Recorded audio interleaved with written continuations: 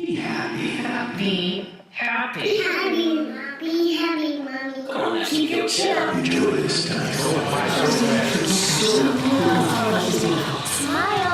Smile, smile, my darling. Honey, you gotta count your blessings.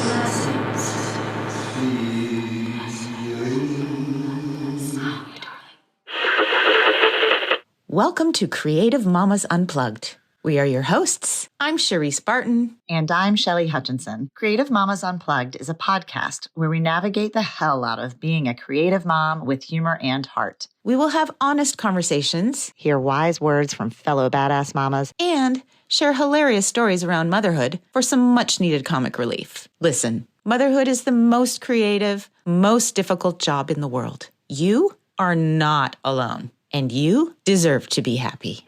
Hey, mamas. Welcome back to part 2 of our conversation with the amazing Heather Lang. And if you haven't listened to episode 1, you might want to give it a listen. This episode dives deeper into the need for structural changes in the creative industry, creating leadership spaces for mothers and the challenges of reinvention. Heather shares her experiences as an artist and a mother, touching on parenting's raw realities and the importance of trusting your instincts. Join us for a heartfelt conclusion to this inspiring conversation with Heather Lang. I want to create space for others. I want to create like containers and places for other people, holistic places, and be in a place of leadership, because like with Diane, it's like you said, because I had a woman director, I was able to be supported, and we have our knowledge and our background, and now we want to be in a place of leadership to be able to help other people. 100%. That was partly what motivated us to even start this podcast. It's so important for us to have community and support so that you don't feel isolated and so that you can help others, and we can all kind of support and help each other. It's hard, and we have to constantly, like you are right now, kind of looking at, okay, this is unsustainable for me, not only as a mother, but even as a woman of a certain age in the industry. We have to reinvent ourselves, which gives us one more thing to do. I'm there now too. It's figuring out, how do I take all of my knowledge, all of my heart, all of my creativity, all of my experience, and funnel that into a place that will not only help others, but will also allow for me to be there for my children and sustain a life where I feel fulfilled. And it's, we have to create, because what has been set up for us is unsustainable, like you said. So it's up to us to have to redefine what that means and be creative and find our own way, carve our own path. And it's not easy. And there's days when it's like, I look at people who have chosen more traditional routes, and I envy that sometimes. And yet at the same time, you couldn't give it to me in a second. I would never take it, right? Because that's just not the way that I've chosen to live my life. Yeah, I mean, in some ways it's such a, it's so radical, to choose the artist life and choose a creative path. And it does have like, it's uphill battles around that. Like, it is a political act in a lot of ways. I think what you're saying, that's what it reminded me of. But like, yeah, it's not easy. And I love saying that. It's so helpful, because I think sometimes it's like, with all this, like the veneer of all the shit, the social media and the blah, blah, blah, and the scoops and the blah, it's like, the shit is hard. And motherhood is just something that I really want to make like a short film about it, like some kind of, but no words, like all like getting ready to leave in the morning and have like a physical, like theater vibe about it. Y'all want to be in it? Let's do it. I would love to. How do you, it's like, it's just so hard to even name sometimes, but I mean, the amount of sacrifice and energy you have to put into this thing, and the transformation is so unbelievable. Like I am just in awe. I'm so humbled by it. Like, and I feel at times I do feel mad or disappointed in myself that like before kids, like anyone who had kids, I was just like, wow, that's great. Wow, that's why. Like, I just had no, like, I feel like in our culture, we don't have like the elder spirit passing down the information, or we're not like in these like tribes getting in about like, okay, oh, that's what you did. Okay, hey, I'll hold the baby. Woo, woo, go ahead, do that. Get your haircut, girl. Like, we don't have you know, that's what capitalism does. It's just like, so we don't have that. And when I had Vivi, oh my Lord, it was like, it felt like war zone. Like I just was like, what is happening? The body, the hormones, like it is a total fucking shit show. Like, because there's nothing to base anything off of. At least for me, I had nothing. I was just like, what? Like, Yeah.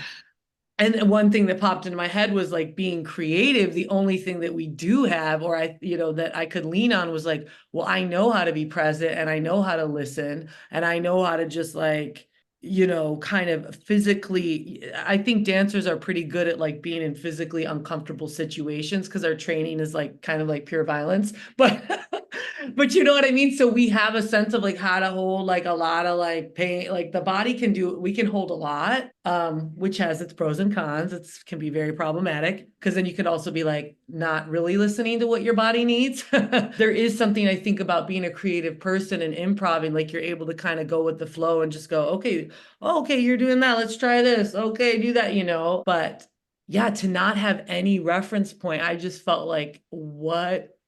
I feel bad for Vivi in some ways because now I feel bad for the first kid.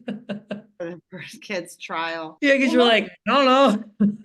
Good luck, kid. But most of these, I mean, I remember like with my first, I remember getting all of the different kinds of sleep training things, like cry it out, don't cry it out, sleep train, here's what you do, and all these things. And most of these books I was getting were written by men.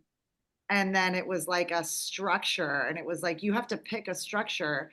And instinctually, I was just like, this feels really bad to me. I'm going to have to do it the way that feels right for me. So, however, everyone's going to get the most sleep is the way I'm going to do it. And it looked different every week. Sometimes the baby would come with us in the bed, and sometimes not. Sometimes I'm on the couch, like whatever it was.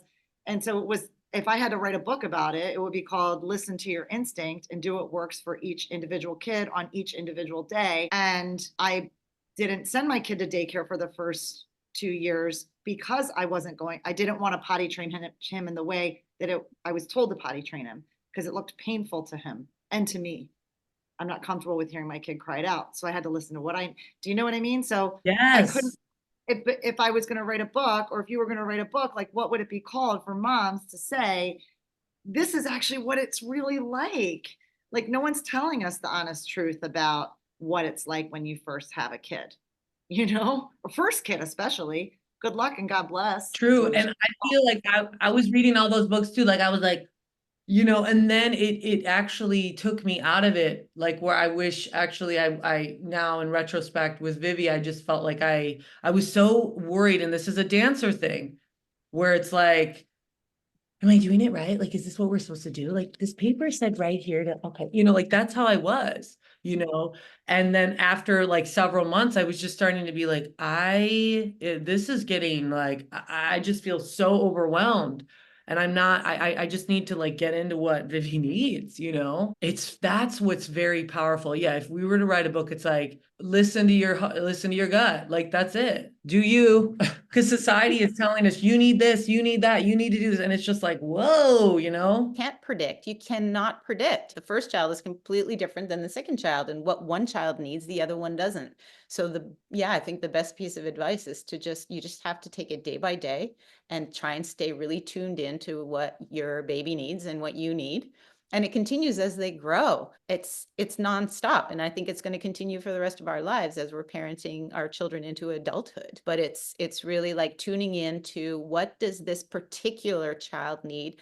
How can I offer up what I determine to be the best choice in terms of motherhood? What can I offer this child? And then you just go from there. Like it's just literally a day by day, thing. And even in school, with my kids right now, one in middle school, one in elementary, they're completely different. What they need and what they want is completely different, and sort of trying to navigate and shift between what society or what we've been told is the right thing to do for the child when they're completely different. You just have to, Shelly said on one of our podcasts, Shell, I don't know if you remember when you were like, the mom knows, the mom just knows.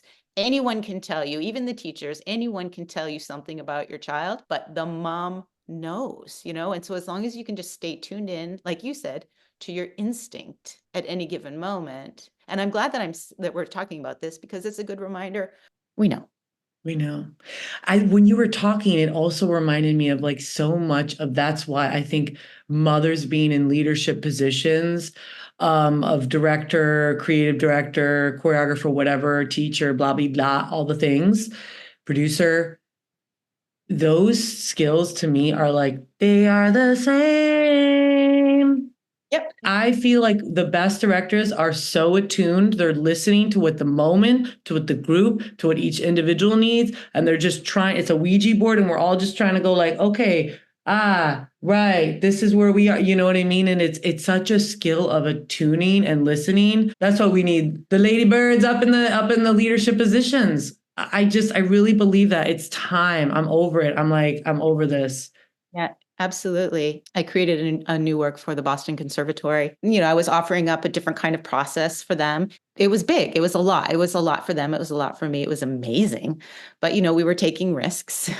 And there was one day where I felt myself getting frustrated. They weren't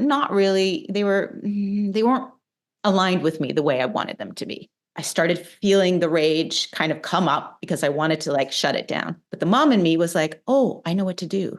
And I said to them, okay, you guys, I'm going to step outside just for a second. Okay. Then I stepped outside. I came back in and I said to them, I always say to my kids, mommy just needs a moment. I said, I want you all to know mommy loves you. Okay. I love you. There's this reason why I'm feeling a bit frustrated right now. But it's not my place to take it out on you, which is why I had to step out and I'm stepping back in.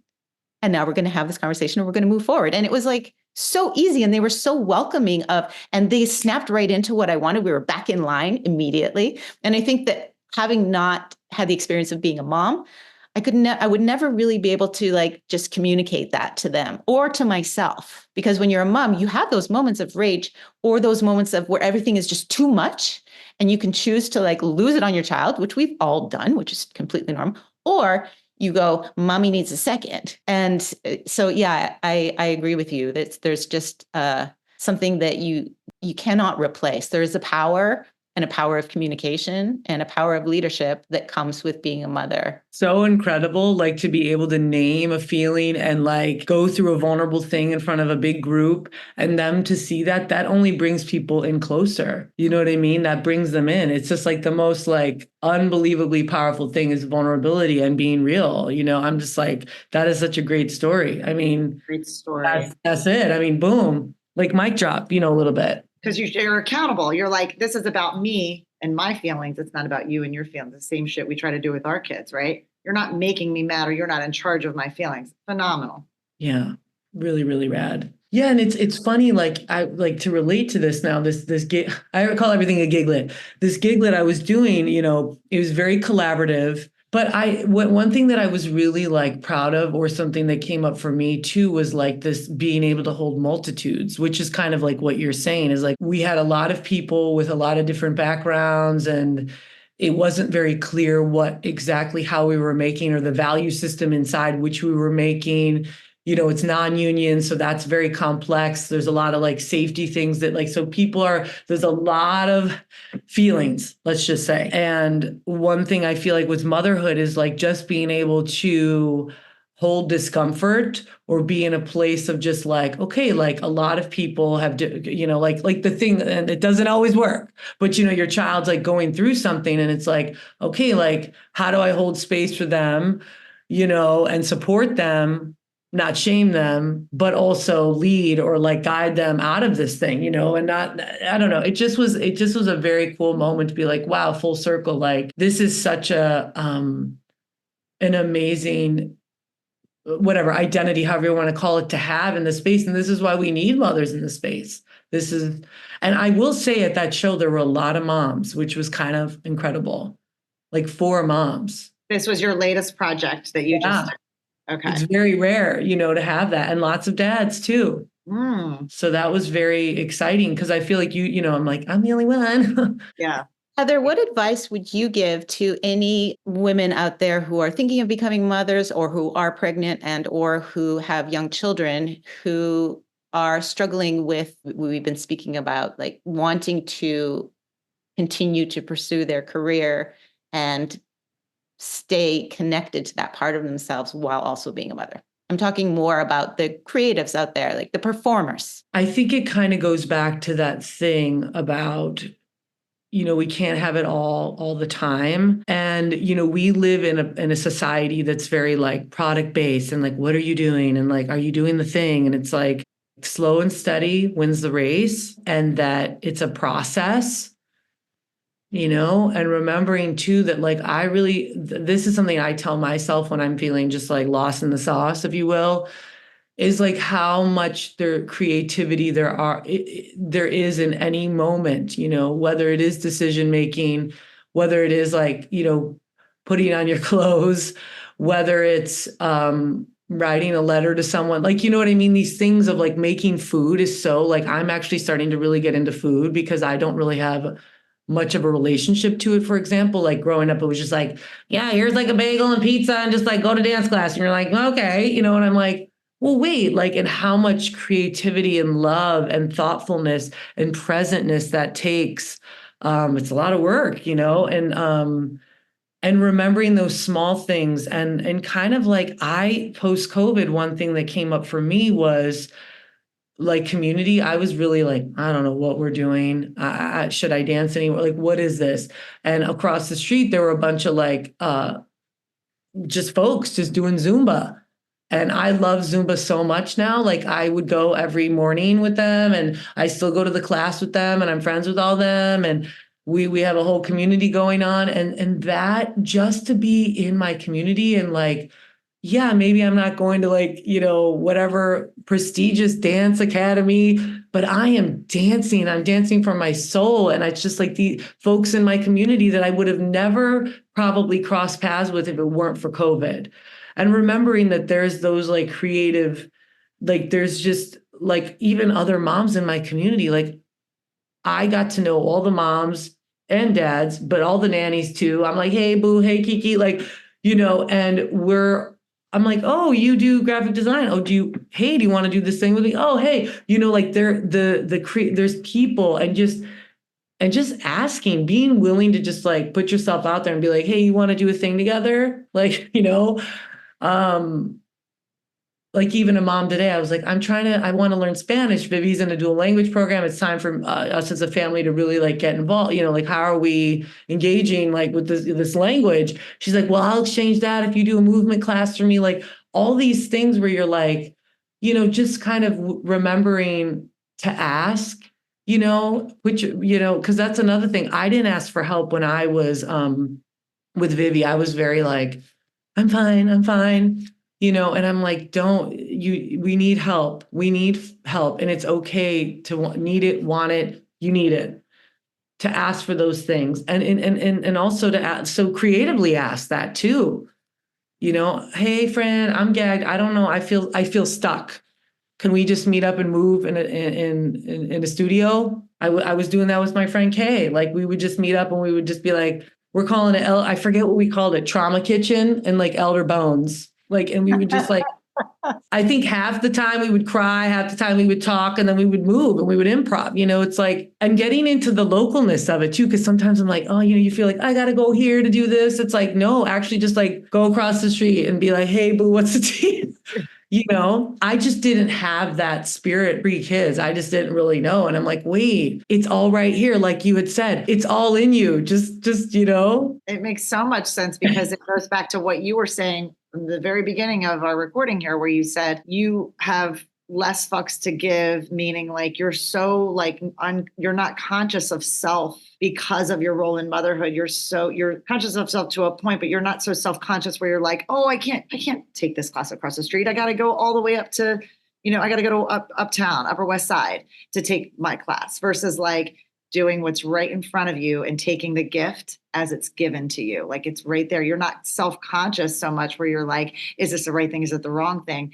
It's the best thing because it's what's right in front of me and it's what's going to keep things moving. That's the mentality of motherhood. What's right in front of me, I don't need to look past that. It's good enough and it's good. It works. we left New York for Los Angeles for primarily because of the kids, to offer a better life to them. And then from Hollywood during the pandemic, we moved out closer to Malibu. And there's times, when I feel very isolated because I miss my community. I miss that feeling of just walking outside and you're just are hit with this wave of energy, of creative energy, of like the vibrancy of what comes with being in the city. And here's very quiet up here. It's great. There's ample parking at Target, and there is like really wide streets, and it's very quiet, and we have lots of wild animals around. But I catch myself saying, "Oh, I miss being with my community. But I love it that you said that, because it's so true. Like for me, we came here because of the kids. They've got great schools. I can't really think of uprooting them now. I can't. So I'm like, oh, I'm here forever. However, the other day I was walking with the dog and I was like, I just want to be in the studio, move my body. I was like, oh my God. So I just like dropped the dog leash and I just started dancing, like literally in the field. And it was so healing. I was just dancing, like, and we have a gym here and I do the same thing. There's like a little tiny studio, with a bar, and why can't I just do it there? Why? I can create art here. I can create things. I can make things happen. I can keep that part of me alive. And then, yes, when I have the opportunity to travel and to be in the studio or in a project or, in the city, it's great because then I get that fix. But I cannot use the fact that, I'm away from it to feel sorry for myself. I just need to keep it alive. So I agree with you. It's something that is really, really important. I love that. That is inspiring. And it's like the small things. Life is just a series of small things, the smalls that build up to something. Like that's something I've learned over the years. Just that little, you just stopping and having that moment, doing that here and there, that builds to something really big, which is you feeling empowered, you feeling in your body, you feeling connected. And that's where I think I've also learned too with motherhood. I'm just like, that's one thing to shout out for folks that are like, what? It's like little increments. And I also think, remembering that there's other ways to like channel the creativity too. I really do, whether it is the writing, the painting, I even think vocalization, like anything that's just moving the energy. Yeah, 100%. As a dancer, and also, as a human too, I struggle with people pleasing and perfectionism. It's just the way that I was raised. It's just the way I was born. And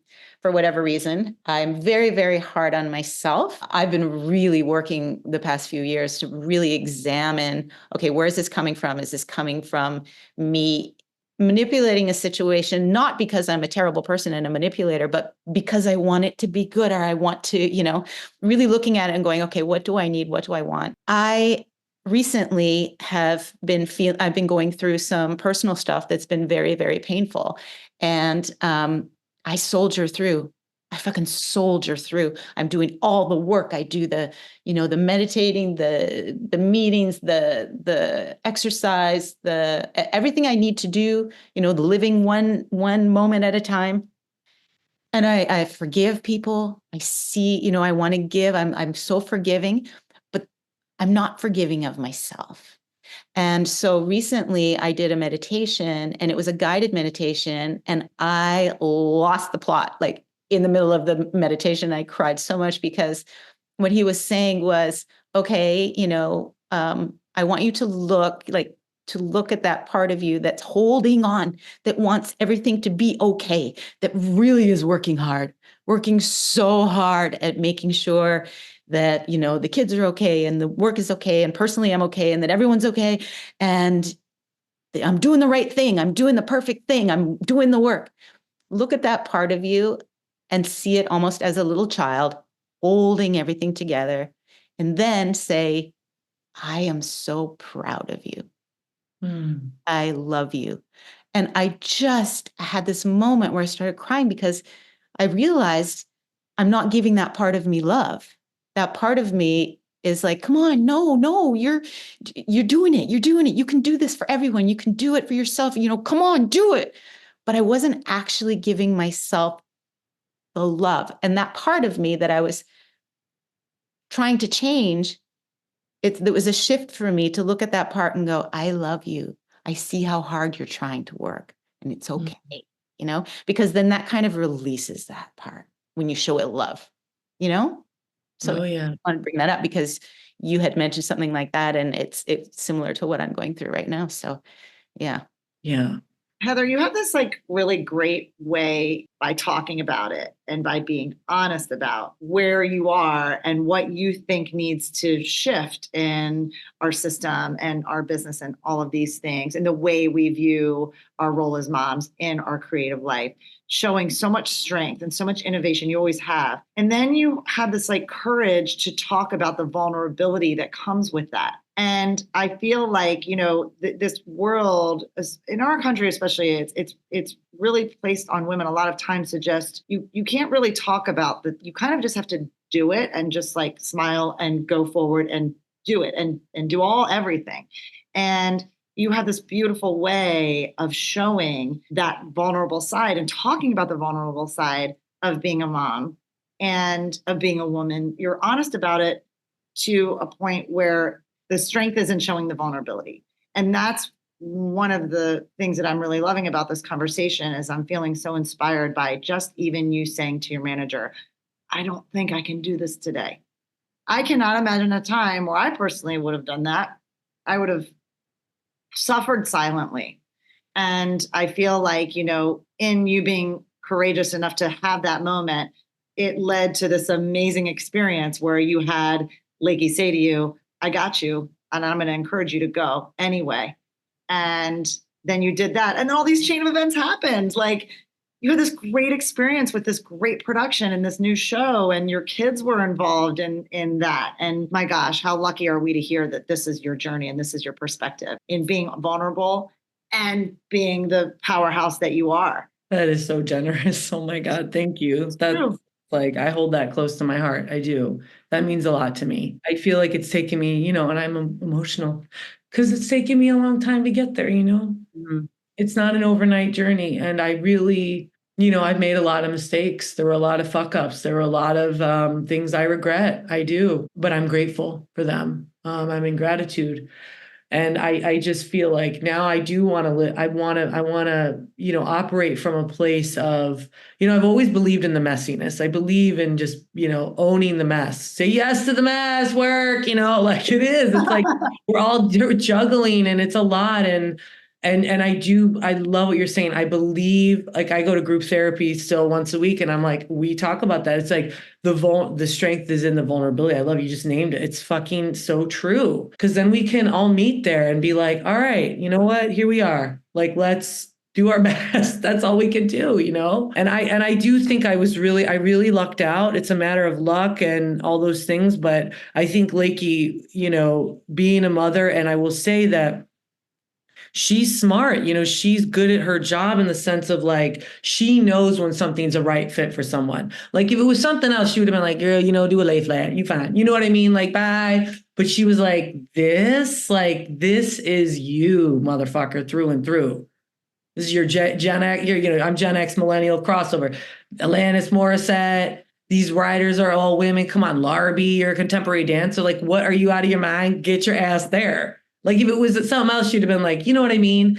So that's also, years of her and I working together and her just knowing. So I just feel very lucky that I had that push because I swear to God, that was one of the best experiences of my life. That will go down in history for me. Every night I did that couch, I can't even tell you, it was like the most powerful cathartic. And I know you probably both have moments in your career as a performer, you can go and it's on your hand, you can count it. It's not like I did all these gigs and it was fair. It's like, no, there's that one or two things where you're like, that was like the synergy of a lifetime. I got to play a mother. I'm just expressing dance and theater coming together at this like beautiful moment, of storytelling and getting to be vulnerable and show the dark parts of all the things, like shit. I'm a lucky fucking person. Like, Yeah. It's inspiring. This conversation is very inspiring. I really needed it. I mean, I really, really needed it. And I hope that our listeners got the same just feeling of relief in listening to this. Truly. Because I am going to go about my day now going, fuck yeah. Let's do this. Let's be vulnerable. Let's be flexible. Let's be creative. Let's find it in the little moments. Let's do it in the little things, and let's take it day by day.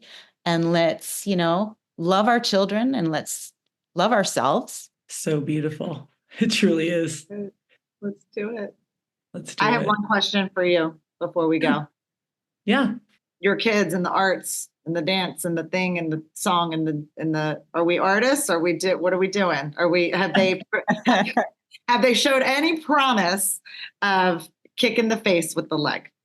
It's so funny. It's like I am not seeing it really, I am so curious. I feel like Vivi is very hesitant to like the structure of like ballet or any of that. It's like there is a creative movement vibe. She takes gymnastics, so does Felix. I think they're very creative and they're like fabulous weirdos. But it's interesting. And I'm also hesitant to be like so with the whole dance thing, because I'm still, let's get real, I'm kind of still working through my dance trauma of like what I really think of the training. I'm very curious about training. Like, how do we train young dancers in a holistic, safe way? And I'm like, I'm not sure if it's possible, particularly in ballet. Like, I'm just so curious. Like, I feel like this is life's work of digging into what is dance? You know what I mean? Like, what are we doing with this thing? And how, yes, the training is such a tool to open up other modalities or whatever. But I don't know. So I'm also like, I don't know, like I don't press her at all, but then part of me is like, oh, come on, just like do the thing, And so I catch myself being like, wait, I don't know. But we definitely do a lot of dance parties in the household. Matt was a DJ, so we got to have the beats, the discoteca analogy, you know what I'm saying? And we got to have movement. Definitely body connection is so important to me. And also they're like so little still. So I wonder like, in the next couple of years, what will happen? Because I'm sure you two have older ones. So I'm sure there's going to be all of a sudden something really kind of comes to the forefront. And you're like, oh, okay. But it's still so like, I feel like they're so little still. Well, I forgot that Matt was a DJ, right? And so you also have the music element, like you have that. I mean, how many dance parties did you do during COVID? Past the million? I mean, it was a daily. We had to do a daily. Yeah. Because otherwise I was like, I can't do this. Like if it's not a daily swoop, I need a daily swoop. Yeah. Cher does the dance parties still too, don't you? Yeah, we have a lot of dance parties. And it's great. It's so fun. And it's just so, right now, my 10-year-old has insisted that we do a Christmas theme dance party every single night between now and Christmas. So we just put on those Christmas tunes and we rock it out. And it's an improv game where we each follow the leader. Okay. So I'll be the leader for a bit and everyone does my moves. And then, Summer will do her moves and then Willow will do her moves. And so we just like follow each other and it's really fun. It feels great, and I have one child who, on her own, is I didn't really want to push it either for the same reasons as you. I also feel like I know too much. And I was like, I almost I want my children to do something that I don't know so I can discover it through them, but she always just wanted dance. And so now she's in the ballet and she's got her every night little leotard. And it's interesting because she doesn't want me to have anything to do with it. And that's kind of good because like, she doesn't want me to watch her class or be around. Because then it does like it just immediately forces me from naturally, even no matter how much I try not to, I know too much. It's like, we know too much. How can you as a mother not say these things when you know too much? Like sometimes I get so frustrated, she'll say these things and I'll just be like, do you realize who your mother is? Like, do you even know? I know every single person in the industry. I won't have you blackballed. I don't like, I was I was a ballet dancer. I was a contemporary dancer. I was like, I've done it all. So, so I really have to hold it in. The other child loves to freestyle. She's a total entrepreneur. She wants to, she likes to choreograph, but she refuses to take a dance class. She doesn't like structure. She's very creative. She's a video content producer. She makes her own stuff. She has her own YouTube channel. So she's very creative in that way, but no structure at all, And the other one is very studious and very structured. We don't know with our kids, we don't know how they're going to, all we do is kind of go with the flow and try and support whatever journey they're on. Right. So, yeah. It's sort of wild too. I love what you're saying because I'm cracking up. I mean, I do think that I don't think I would have been a dancer if it weren't for my mom. Like, I think I was just like kind of an introverted. I'm an introvert posing as an extrovert for sure, because that was a way to receive love. That's how people see, oh, oh, is she cute little girl? Oh, attention, you're pretty. Oh, whatever. I knew what I had to do to like survive. But it was a way to receive love. And it's just funny because I think deep in my heart, I'm just like a weirdo who wants to just like make experimental theater, like in like, yeah, with my best friend and be like, be like ghouly monsters. Like, that's really all I wanted to do. And I loved mathematics, like, you know what I mean? And I've had to really reconcile for myself. I ended up loving it. I love fucking dance through and through. It's like, as much as it's so tumultuous, I'm like, it's my deep first love. It's a wild journey, And so with like Vivi and Felix, I definitely am. I'm just trying to like you said, I'm just trying to like, oh, you're feeling that, and just like go, oh, okay, let's feature this, let's feature that, and just see, where it all ends up. It's hard and exciting, Yeah. Well, if you come to my house, my kids will tell you don't know what you're talking about. So you got that. They're like, no, Mom, it's not like that. I'm like, cool. Are they dancers? Oh, well, they take ballet because I make them. I Because love we're it. doing sports, and I always said, yeah, and we stretch every night, and it's a part of it. I promise them Chipotle if they do ballet. But they're good sports about it. They'll go, but that was part of it. Like, if you're going to do like club whatever sports and stuff, like you got to get your alignment right and tight and figure it out. I mean, they go hand in hand. It's like they go tandem. It's spirit. That's amazing. Yeah, right. Yeah, but they don't give a shit that I am a dancer or whatever. That's just my profession. They're just like, nope, it's not like that. You're supposed to do it, put the leg up. I'm like, cool, that's all right. All right, I'll be over here. Yeah, my Sure. kids make fun of me. They're always making fun of me whenever, because they're always like, oh my God, we go to watch a movie and they're like, Mom, can you please not say anything during the movie? Because often I'll watch and I'll be like, oh my God, there's I know that person, or oh, my friend choreographed this. And they're just like, oh, Mom. Like, They only do. I mean, it's so funny. That is so hilarious, dudes. Oh my God. Heather, we love you so much. I mean, this was such a gift. Thank you so much for sharing everything and continuing to share and continuing to just walk the walk. It's beyond beautiful. And we're just so grateful to see you this morning. And we're so grateful that you shared so much with us. I'm honored. I'm just honored y'all asked me, and it just feels really healing. Honestly, it's healing to be able to talk about these things and have community and have a space to just talk about art, creativity, and motherhood. Creative Mamas Unplugged is produced by Breatheasy Productions with music by Jeremy Jurin. If you enjoyed this episode, please don't forget to give my mama 5 stars and keep coming back. Thanks to us kids, there are plenty of stories to tell. And you are not alone. Bye for now.